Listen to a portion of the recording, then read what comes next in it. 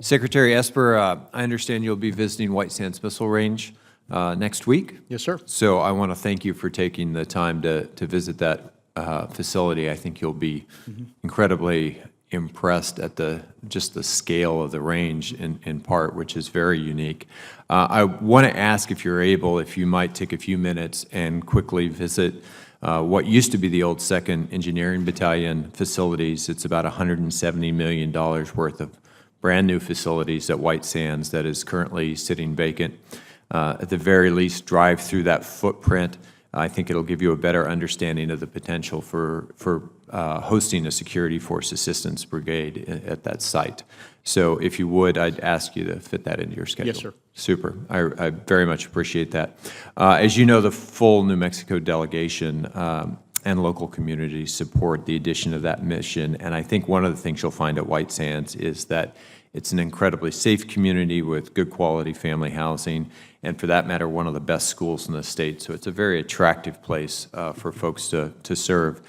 General Milley, I was really glad to see the Army place a high priority on modernization and the short-range air and missile defense in particular, and was particularly impressed to see that General McIntyre and the Army's new cross-functional team have accelerated some systems by up to 5 years. I think that's good news to all of us here who recognize, as you said, that we've sort of taken a break from modernization for far too long. Do you believe that CFTs will be able to shorten the prototype development and fielding timelines for your modernization objectives, and how are you seeing that come together? I do. I think it's come together tremendous, and I think that the process that we've put in place, the organization that we've put in place, and the governance or oversight we've put in place is very effective, and I have no doubt that it's going to shorten the procurement and acquisition timelines. You know, the Vice Chief of Staff of the Army, General Jim McConville, and the Undersecretary of the Army, Ryan McCarthy, are driving this, and these guys are driving it hard, and they're sitting on top of the 6 cross-functional teams. There's actually 8, but 2 of them are embedded under 2 others, so there's 6 total teams that are working each of those 6 modernization priorities: long-range precision fires, next generation, future vertical lift, and so on. With respect to air missile defense, and McIntyre, he's doing a great job in driving that. You're correct. We, the Army, have been blessed by having the greatest Air Force ever known throughout the history of mankind, in that we, the Army, have not come under enemy fixed-wing air attack since the beaches of Normandy.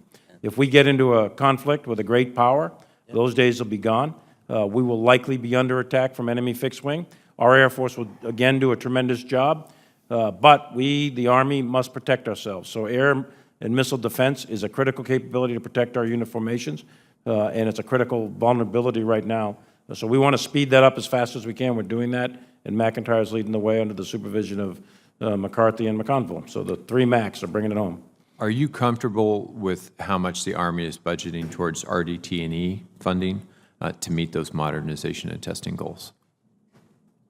Well, from my perspective, I would always like more to put in there, but it's a balanced portfolio. Sure, I get that. And we think, the Secretary and I think, that we have balanced it for the FY9, for not this proposed budget 19.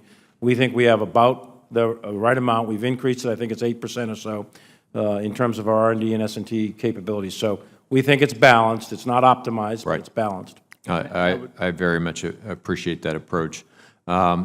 During the AUSA Global Force Symposium, General McIntyre said that the first prototype platoon of Strykers equipped with directed energy weapon systems will be fielded by 2023, but that he'd like to move that timeline further to the left.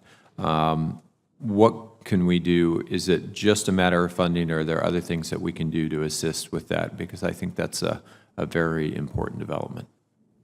I think, Senator, it's, I'd have to look at whether it's the funding challenge, but there is a technology challenge as well. That's why we're trying to work with the other services on that. And he's talking about fielding. We are trying to push hard to move left as quickly as we can. It does get to the bigger issue about sustained funding beyond 19 to make sure we can make those big procurement bets at that point in time. But you know, Secretary, if anything, I finally see that we're turning a corner on recognizing just how far the technology has moved, and now it's more a matter of getting all of these technologies through the various processes, working out how they're going to be used in the field. It's not so much a limitation, in my view, on the technology anymore. It's a limitation in how quickly we can work out the details of how they will operate in the field. Right, and our view is don't make the perfect the enemy of the better. So even if we get limited power at a limited range, we'll start there, and then we'll continue to upgrade as the technologies mature and build upon it. I look forward to working with you on that, Secretary. Thank you both.